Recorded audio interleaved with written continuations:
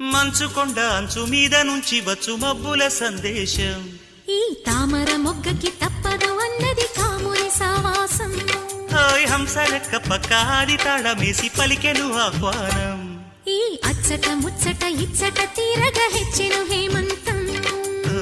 ప్రియమగు ప్రియురాల చంపకు విరహాల విరిసిన పరువాల పిలిచెను మధుబాల.